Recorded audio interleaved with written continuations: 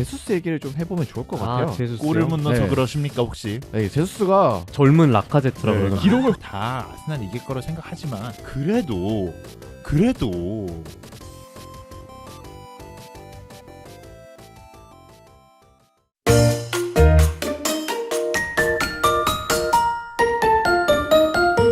안녕하세요. 이번 주도 북런던 이야기 들어가 보도록 하겠습니다. 저는 해축팬 서영서이고요. 나와주신 분들 인사 부탁드릴게요. 네, 안녕하세요, 현승입니다. 네, 안녕하세요. 동근입니다. 네, 그럼 토트넘부터 들어가려고 하는데 이번에는 본머스를 상대로 3대2 정말 진땀승을 거뒀죠. 야, 보머스 진짜 힘들더라. 와, 야, 이거는 사실 2대0으로 지고 있었잖아요. 네. 그렇죠. 그러고 있다가 3대2가 됐는데 사실 이 세 번째 골이 들어가는 순간 처음으로 처음은 아니지만 희열을 느꼈어요. 와, 드디어 됐다.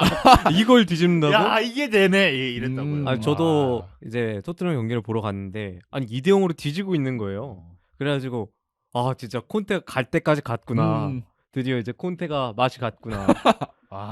이렇게 생각이 들었는데 마네골을 넣더라고요. 그래가지고 혹시 그 세세뇽이 마네골을 넣었잖아요. 맞아요. 세세 형이 딱 이렇게 네. 뭐지 왼쪽에서 딱 들어와가지고 맞아요. 그래서 딱 보고 있는데 이거 그래도 뒤집을 수 있을까 하면 의구심을 가지고 보고 있는데 결국 이제 뒤집더라고요. 근데 이게 좀 마지막 골이 거의 92분, 91분 네네. 이렇게 들어가고 네. 코너킥 벤탄크루. 상황이었잖아요. 와, 근데 사실 토트넘은 세트피스에서 이- 강팀이 아니거든요. 아니 이번에 진짜 이번 시즌은 강팀이지. 아니 너무 강팀이에요. 와, 진짜. 이번 시즌은 뭐 완전 코너킥에서 득점하는 음. 거는 도사다 도사. 네, 본머스 전에서만 코너킥으로 2골을 넣은 걸로 알고 있는데 음. 그 벤 데이비스가 동점골을 넣었잖아요. 음. 헤딩으로. 그것도 이제 코너킥 그럼요. 상황에서 나왔죠. 그래서 이번 시즌에 그 이제 세트피스 코치를 이제 선임을 한 결과 이렇게 좋은 성과를 내고 있고, 이게 보니까 토트넘이 이렇게 코너킥에서 계속 골을 넣으니까 이제 K리그 한 팀이 떠오르더라고요. 이제 수원 삼성도 수원 삼성. 이기재 선수의 크로스 아니면 코너킥으로 득점을 굉장히 많이 만드는, 그리고 안병중 선수의 헤더. 뭐 아니면 고명석 선수 뭐 이렇게 해서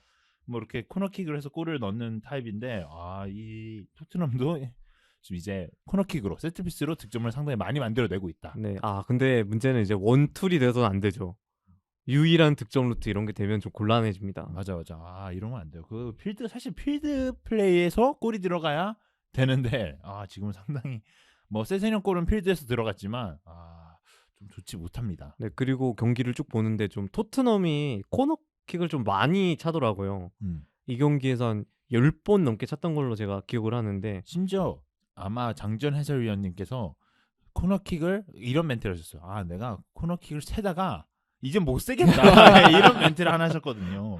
그만큼 코너킥 상황이 많았다. 네, 그래서 결국 하나는 터질 것 같았거든요. 계속 이제 뭐 시도를 해보면 하나는 터지지 않을까 했는데 그때 딱 벤 데이비스가 골을 넣더라고요. 그러니까 코너킥으로 2골을 넣긴 했지만 어쨌든 코너킥 수가 많았다는 것도 약간 네. 고려를 해야 되는. 뭐 그만큼 이제 토트넘이 위협적인 슈팅을 많이 때렸다는 거니까. 와우, 지금 기록 찾아보니까 19개네. 와, 19개. 19개. 근데 사실 그 정도 차면 힘들거든요. 그 정도 차면. 제가 알기로는 이제 코너킥을 차러 가는 그 과정도 힘들기 때문에 가끔씩은 이거 돌려준다고 하거든요. 그거 하지 맞아요. 말라고. 아니면 그 수비수들이 이제 센터백들의 키가 큰 선수들이 많다 보니까 이제 코너킥을 하러 공격 찬스가 오는 순간에 수비진의 체력을 위해서 일부러 수비수를 안 올리는 네. 그런 일도 있다고 하더라고요. 너무 많이 차면. 이게 저희가 이제 게임을 하다 보면은 코너킥 차러 갈 때 스킵하잖아요. 그래서 자동으로 올라오잖아. 자동으로 올라와가지고 저희가 힘든지 모르는데 실제로 음. 선수를 뛰는 거 보면 저기서 막 반대편에서 오고 그러거든요.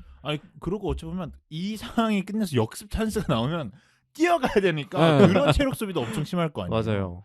그래서 뭐 이게 나폴리 경기에서 있었을 거예요. 아마 김민재 선수가 코너킥 찬스였는데 오지 않고 그냥 뒤에서 기다리는 뭐 그런 일들이 있는 것 같은데, 이것도 뭐 체력적인 관리가 어느 정도 들어간다고 하더라고요. 그래서 일단 이 경기에서 중요했던 거는 뭐 3골을 넣어서 역전한 건 좋았는데 근데 그 전에 2골을 먹힌 게 바로 문제였단 말이에요, 오늘 경기에. 사실 2골 먹힌 계기는 수비 라인이라고 봐야 될까요? 사실 이날 경기는 정말 수비수들이 산체스, 그리고 랑글레, 그리고 벤 데이브 선수가 나왔단 말이에요. 이제 그 로메로도 부상으로 빠져 있고 다이어 선수도 안 나왔네요. 그래서 랑글레 선수가 이제 중앙에 서고 양 사이드에 벤 데이비스하고 산체스가 섰는데, 이날 경기 산체스는 좀 별로였습니다. 뭐 산체스가 좋았던 날은 잘 모르겠네요. 어쨌든 경기 이긴다라는 뭐 퍼센트가 있는 것 같긴 한데 그래도 산체스 선수는 좀 쉽지 않은 것 별로였어요. 같고. 그다음에 첫 번째 실점 장면에서도 뭐 산체스 실수라고 하긴 좀 그런데 이제 크로스가 지나가는데 이제 전혀 상관없는 곳으로 다이빙을 치는 그런 모습도 있었고. 그러니까 열심히 뛰는 거는 맞는데 약간 눈에 보인다 그래야 네. 되나? 그리고 두 번째 골에서도 그 무어랑 경합하다가 진 것도 산체스고. 맞아요. 네. 그러니까 뭐 그래서 결국 57분에 빠졌거든요. 다이어 들어오고. 네, 그 뒤로 이제 뭐 어쨌든 역전했으니까. 근데 참 이 경기는 초반부터 말렸어요. 무어가 되게 초반에 골 넣었던 것 같은데. 네, 맞아요. 네. 그래갖고 22분. 그래서 좀 말린 경기이지 않을까라는 생각도 해요. 되게 본머스가 좀 쉽게 득점을 했어요. 그냥 음. 역습 찬스였는데 첫 번째 골은 그냥 포스트 플레이하고 한번 주고 받고 측면 쭉 갔다가 중앙으로 오니까 갑자기 득점이 되는. 근데 이번 시즌 본머스의 주요 패턴이죠. 그냥 4-4-2를 활용해가지고 그냥 공을 거둘 때 무어 선수한테 키가 크니까 그 선수한테 알아서 포스트 플레이 해줘라 이런 식으로 공을 준 다음에 그 뒤로 공격 과정을 만들어 나가는 그런 간단하면서 다이렉트한 공격 방식 취하는데 토트넘이 제대로 이번에 한번 얻어맞았죠. 근데 이제 이게 게리 오닐이 하고 나서부터 이제 부임을 하고 나서 뭐 이제 대행을 네네. 하고 나서부터 보머스가 확실히 내려앉아서 4-4-2를 세운 다음에 그냥 역습 때리는 걸로 하더라고요. 근데 이러니까 생각보다 저번에서도 얘기했는데 생각보다 팀들이 이 보머스가 두 줄 세우는 거에 대해서 잘 못 막아내요. 그리고 뭘 잘 못 이겨내. 그래서 보머스가 갑자기 뭐 어느 팀들은 뭐 좀 무승부 만들고 뭐 그렇죠. 이런 식으로 좀 발목을 잡는 경우가 있는데 일단은 토트넘도 초반 경기는 그렇게 좀 흘러갔습니다. 그리고 뭐 저는 사실 이 경기를 보면서 느꼈던 점은 중원 조합도 못 찾았다라는 생각이 들고 우리가 저번에도 얘기했듯이 3-5-2가 과연 괜찮은 건가?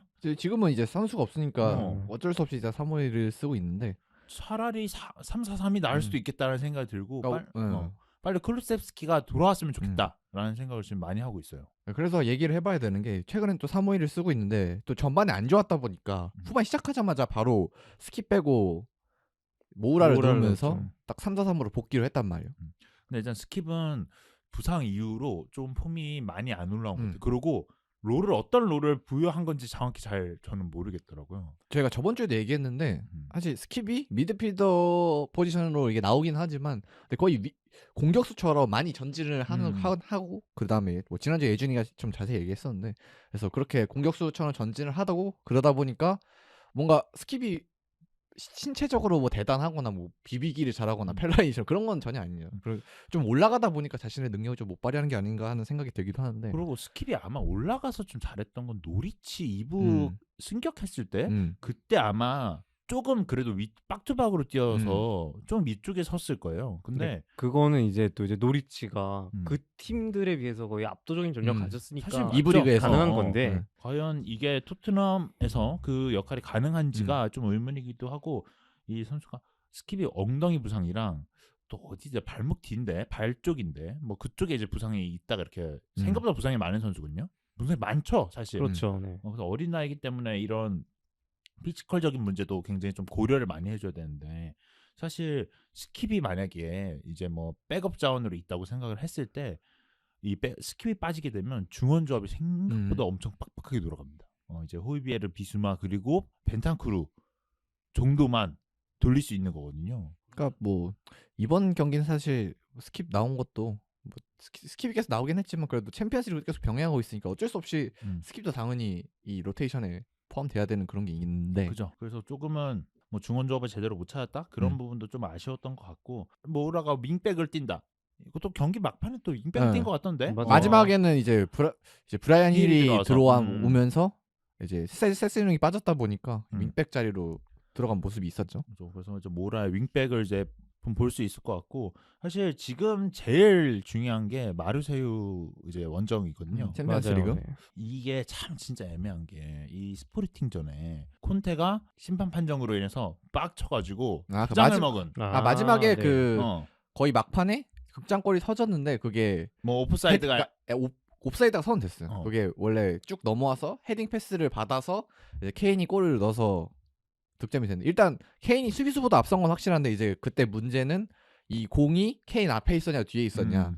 그래서 원래 공이 케인보다 앞에 있었으면 사실 백패스기 때문에 음. 옵사이드 상관없잖아요. 음. 그래서 그것 때문에 그걸 좀 VAR로 봤었는데 근데 거의 동일선상이었단 말이에요. 거의 맞죠. 그걸 봤을 때. 근데 판정은 케인이 공보다 앞서 있었다라고 해서 그래서, 이제 옵사이드에서 이제 취소가 됐는데 콘테는 그거 받아들이지 못했죠. 네, 그래서 결국 퇴장을 당했죠. 아 심지어 그 인터뷰에서 이렇게 얘기했어요.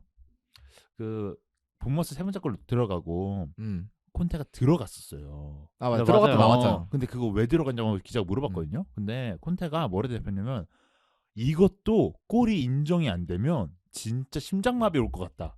이런 식으로 아하. 이제 이런 뉘앙스로 얘기한 거죠. 와. 그래서 약간 주체를 못할 것 같아서 잠깐 취소될까봐 들어갔다. 들어갔다 나왔다. 잠깐 트라우마가 들어갔다. 생겼네. 그래가지고 그만큼 그 경기에서 그 골이 굉장히 트라우마가 생겼나 봐요. 근데 그 경기를 이겼으면 일단 마르세유전을 돌리고 그 다음 경기 리버풀이에요. 그러니까 이제 이게 또 어찌 보면 뭐 나비 효과죠. 뭐 이 경기에서 이기지 못해가지고 뭐 리버풀 전 지금 사실 리버풀은 폼이 안 좋잖아요. 토트넘이 리버풀한테 굉장히 약하거든요.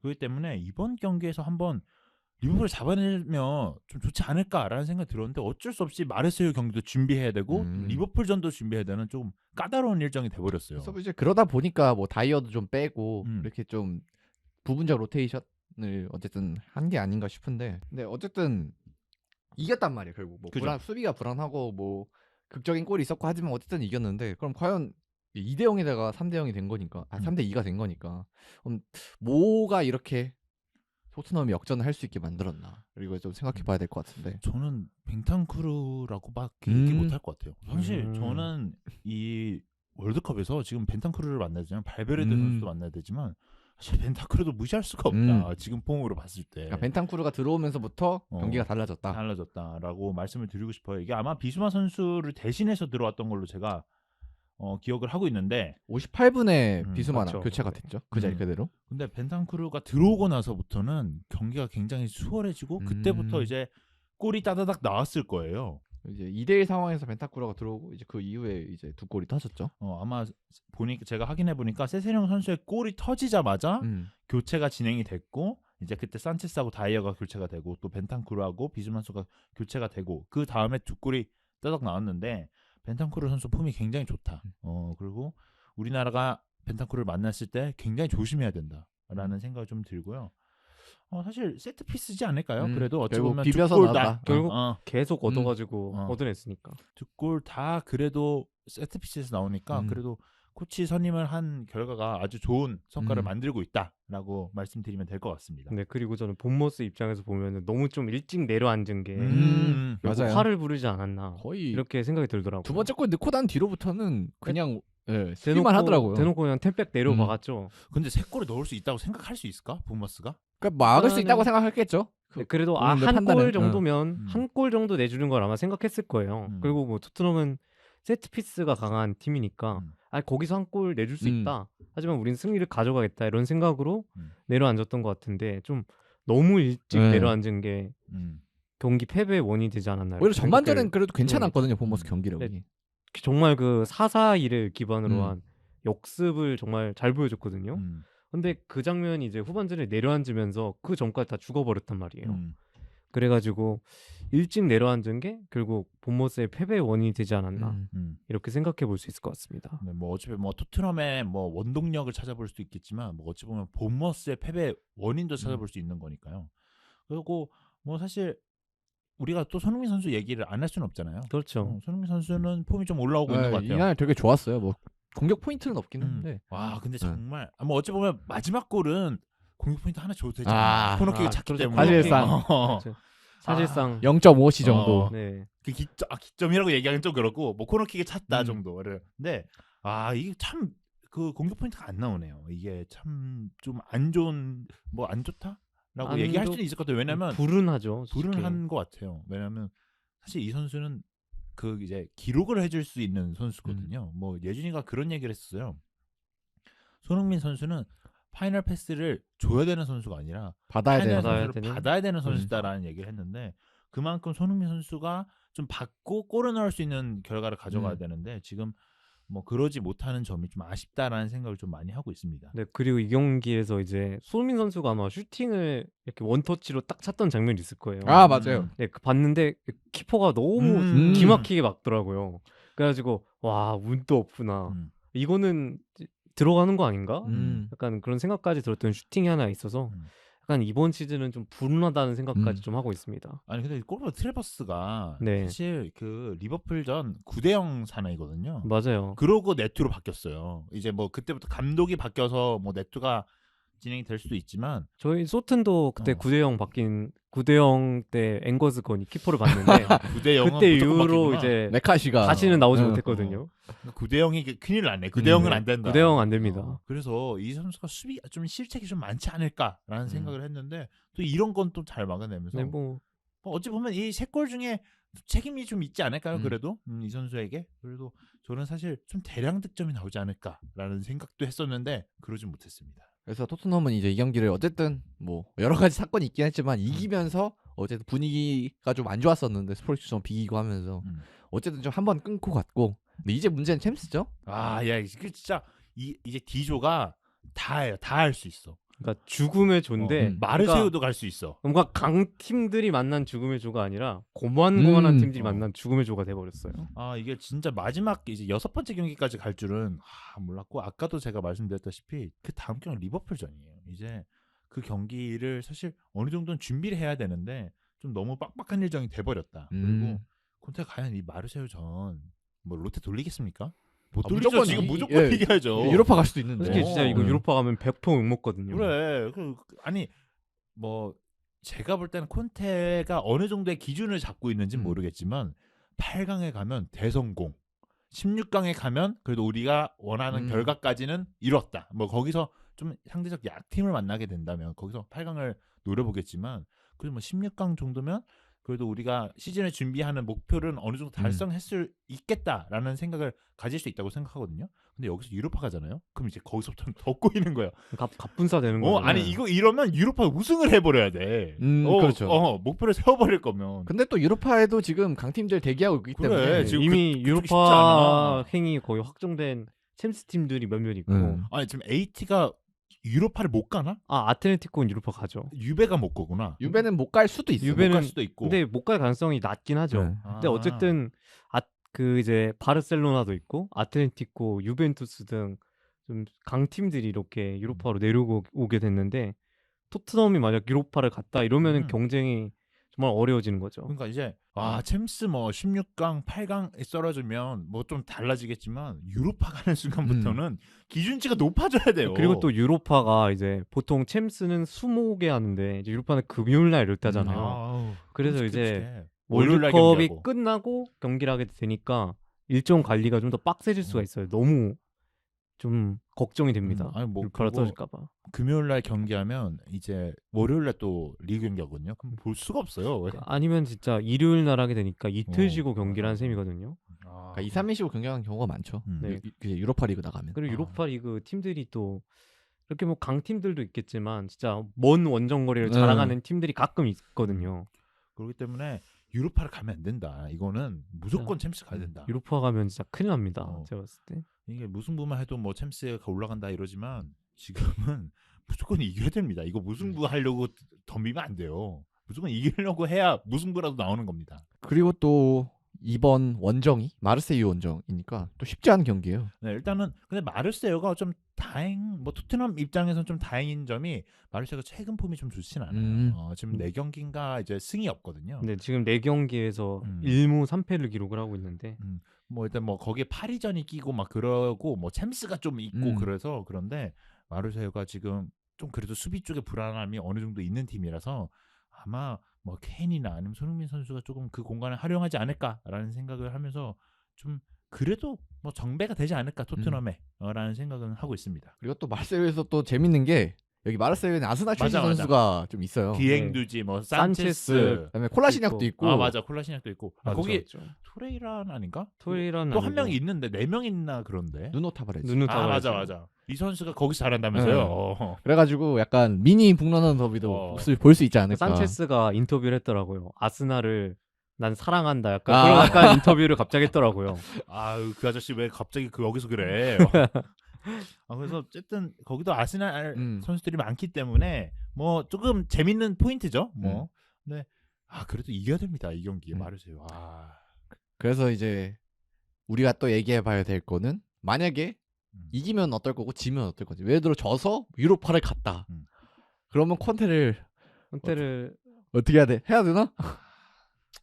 참 근데 유로파를 가면 콘테 뭐 할 건 아니고 저는 아니라고 보고 유로파의 성과를 봐야겠죠. 유로파 그렇죠. 가서도 갑자기 유로파 가서 우승할 수도 있잖아요. 근데 좀 성과를 봐야 되지 않나라는 생각이 좀 들고 근데 유로파를 가면 질타는 상당히 많이 받을 것 같아요. 유로파에서 우승할 것 같은 생각이 안 나요. 그러니까. 밑에 내려오는 팀들의 면모가 굉장히 세다 보니까 네, 토트넘하고 바르셀로나하고 붙는다. 저는 여기서 토트넘이 이긴다는 거를 약간 머릿속에 그림이 안 그려지거든요. 다른 의미로 콘테가 여기 못하기 때문에 원래 유럽 대항전 못했기 때문에 뭐 가만히 될 수도 있지 않을까요? 근데 뭐 팬들 입장에서 말고 뭐 구단 입장에서는 뭐 콘테가 유럽 대항전 못했으니까 뭐 이런 생각을 하고 뭐 4위 경쟁만 하면 된다라는 생각을 하고 있으면 또 얘기는 달라질 것 같아요. 제가 볼 때는 뭐 팬들 입장은 아니겠지만. 그래서 토트넘 얘기까지 여기 해보고요.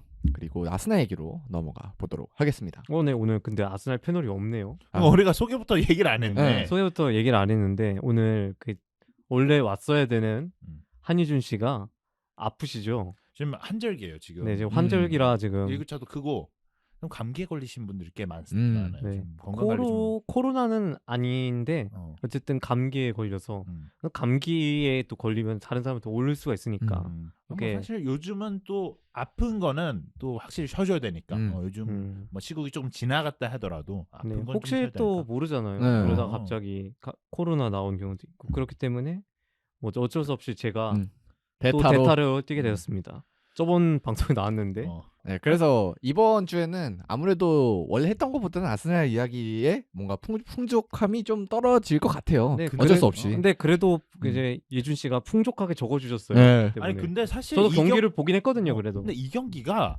할 얘기가 없어. 이렇게 대승해버리면. 이렇게 너무 대승을 해버렸기 때문에 이제 노팅엄 포레스트한테 5대0 대승을 거뒀습니다. 네. 뭐 일단 노팅엄 같은 경우는 뭐 최근에는 갑자기 리버풀이랑 또 깜짝 결과를 내기도 하고 하면서 뭔가 모습을 보여주긴 했는데 그래도 아스날한테는 안 되나 봐요. 노팅엄이 저번 경기에 아예 내려앉은 형태로 리버풀을 상대를 했는데 이번에 아스날한테는 먹히지 않았던 것 같습니다. 이번 경기 아스날의 토마스 파티 있잖아요. 토마스 파티를 좀 의식을 해서 파티한테 가는 패스기를 최대한 견제하는 모습을 보여줬는데 이제 수비수들이 전진하고 특히 토미야스나 벤 화이트 이런 선수들이 전진을 하고 그리고 제주스가 위에서 내려오면서 공을 받아주러 오는 움직임을 통해 파티한테 가해지는 압박을 분산시키는 데 성공을 했습니다. 그래서 이제 노팅엄의 압박을 좀 손쉽게 벗어날 수 있었습니다. 그런데 아마 이제 로콩가를 이제 계속해서 6번 자리에 파티 서브로 사용을 하고 있잖아요.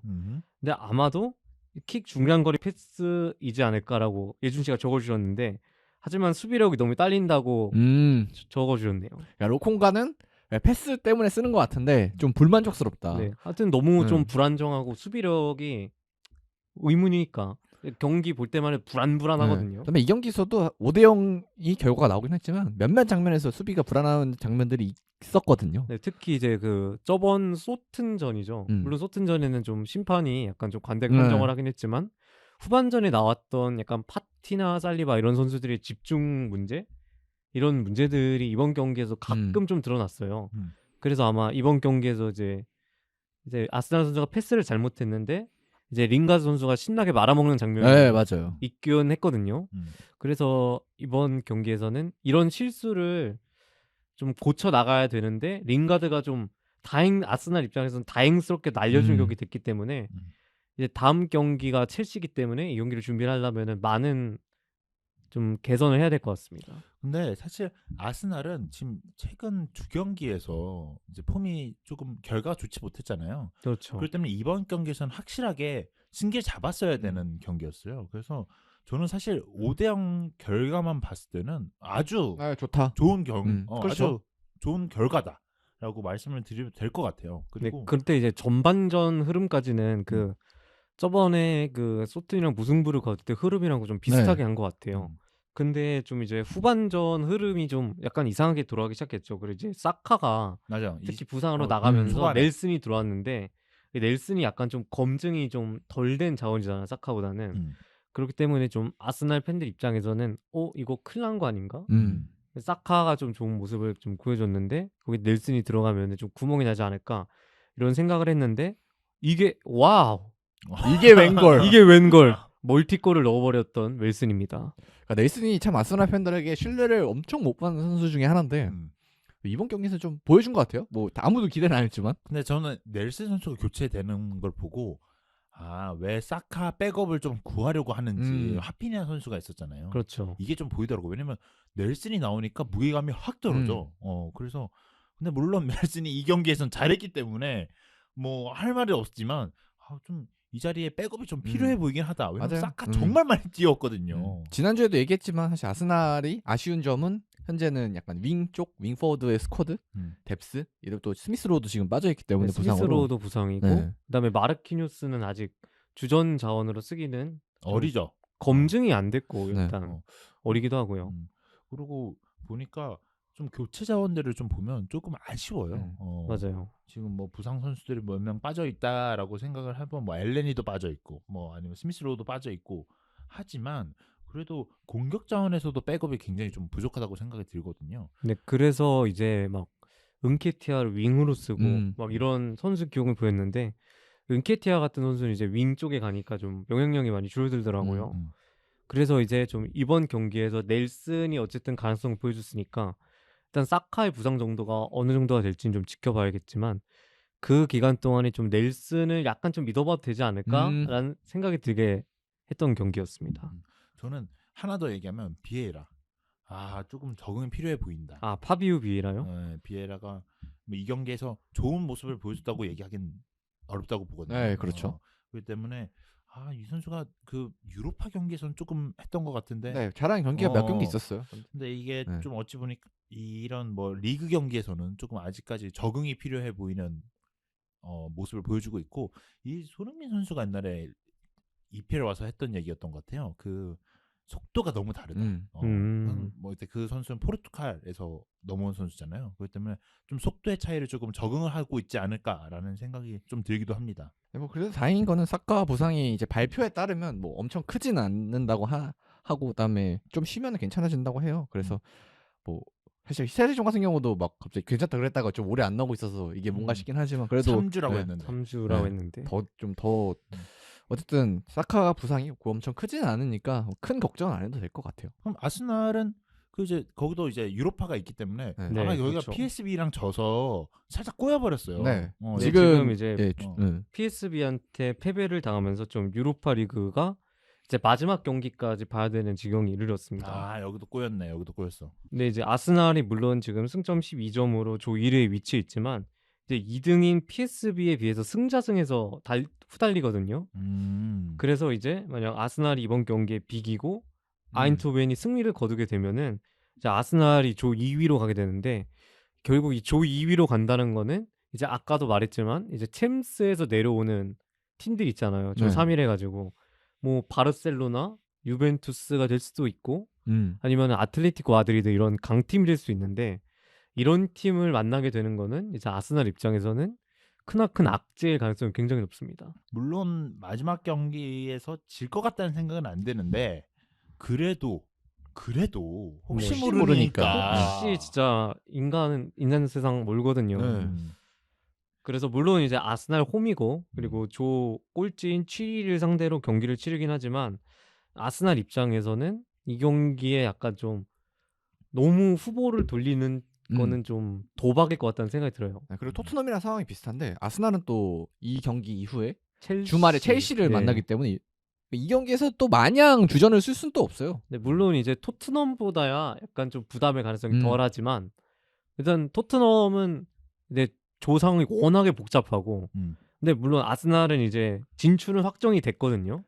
그런 상태이지만 그래도 두 팀이 약간 느끼는 부담의 무게는 네. 약간 비슷하지 않을까라는 맞아요. 생각도 저 2위 들기 가면 시작했네요. 진짜 경기도 32강전부터 해야 되고 네. 그다음에 만나는 뭐 진짜 바르셀로나 만나도 아스날 바르샤를 네. 막 거기서 만나면 어떡해. 제가 볼 때는 아스날 홈이거든요. 이 네. 시리전이. 그렇기 때문에 좀 부담감은 덜할 거다라는 생각은 하고 있습니다. 네, 토트넘보다는 덜하겠지만 그래도 좀 신경을 써야 된다. 그러니까. 그리고 또 첼시전도 있으니까. 이게 진짜 말했지만 이게 다 아스날이 이길 거로 생각하지만 그래도 네, 모르니까. 네. 그래도 선제골 먹으면 몰라요. 오, 진짜 그거 모든 말려버리면 팀은 공통적으로 하지만 선제골 먹어보면 모릅니다. 그래도 때문에 어쩔 수 없이 준비를 해야 되거든요. 네. 그래서 좀 이런 부분이 좀 안타깝지 않나, 좀 아쉽지 않나라는 생각이 좀 하고 있습니다. 그래서 아스날도 일단 유로파 리그 경기에는 좀 집중을 해야 될 것 같고 그다음에 또 다음 주에는 또 첼시전도 있으니까 아마 쉽지 않은 한 주가 아스날한테도 좀 기다리고 네. 있는 것 같습니다. 좀 일정이 네. 좀 비슷하네요. 네, 토트넘 토트넘은 아스날, 이제 네. 리버풀 만나고 이제 아스날은 첼시를 만나는 약간 좀 이제 빅식스 팀이랑 상대를 하게 되는 일정인데 이제 여기서 좀 순위가 어떻게 될지 좀 지켜봐야 될 것 같습니다. 네, 그리고 아스날 얘기는 좀 마무리하기 전에는 마지막으로 좀 제수스 얘기를 좀 해보면 좋을 것 같아요. 제수스요? 골을 못 넣어서 네. 그러십니까 혹시? 네, 제수스가 젊은 라카제트라고 네, 그러던데. 기록을 보니까 아니 10월 1일 이후에 득점이 없어요. 네. 지금.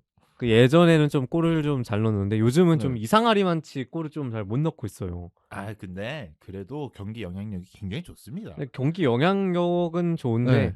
약간 저는 그 아스날 이제 한 5대0, 4대0 될 쯤에 이제 선수들이 제수스한테 공을 몰아주는 게 네. 너무 눈에 보였어요. 제발 한 골만 넣으라고 그러니까 못 넣더라고요. 떠먹여줘도 못 받아 넣더라고요. 근데 막 저는 좀 마르티넬리 골 넣는 거 보면 아마 제수스가 좀 해주는 영향이 크지 않나. 뭐 이 경기에서도 어시스트 2개 하긴 근데 했는데 어시스트 네. 했어요. 그러니까 이런 거 보면 이걸 뭐 골까지 넣으면 이거 완벽한 선수 아닙니까? 이 정도면 사실.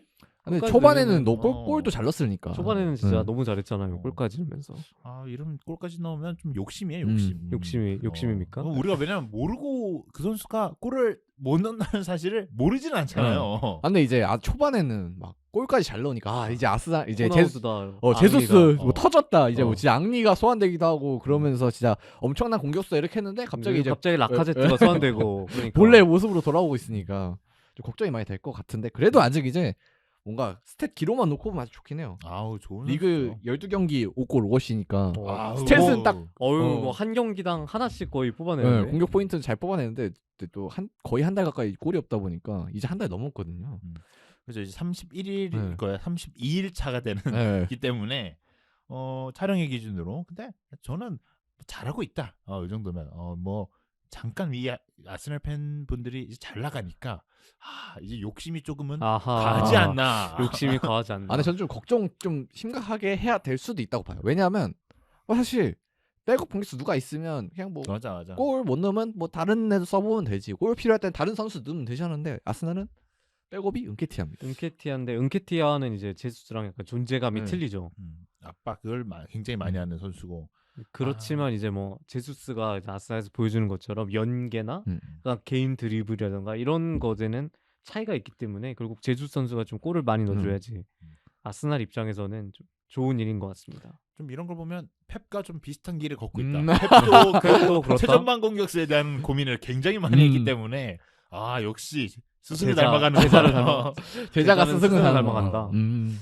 그렇지 않을까 생각합니다. 그렇군요. 그리고 또 아스날이 이번에 또 청출어람 딱 아드레티타가 할 수 있는 기회이기 때문에 우승을 또 할 수도 있잖아요. 지금 승적으로 보면. 지금 네. 지금 리그 1등이잖아요. 저희가 매주 우승 펌핑 넣고 있는데 그걸 위해서는 또 제수스도 좀 더 잘해야 되고 또 윙 쪽도 좀 보강도 돼야 되고 이렇게 할 필요가 있어 보이긴 하는데 지금 성적만 놓고 보면 아스날은 정말 아주 긍정적으로 잘 나가고 있는 그런 상황인 것 같습니다. 저희는 다음 주에 또 아스날, 토트넘 둘 다 빅클럽들과의 대결이 있으니까요. 다음 주에도 더 재밌는 얘기로 돌아오도록 하겠습니다. 감사합니다. 감사합니다.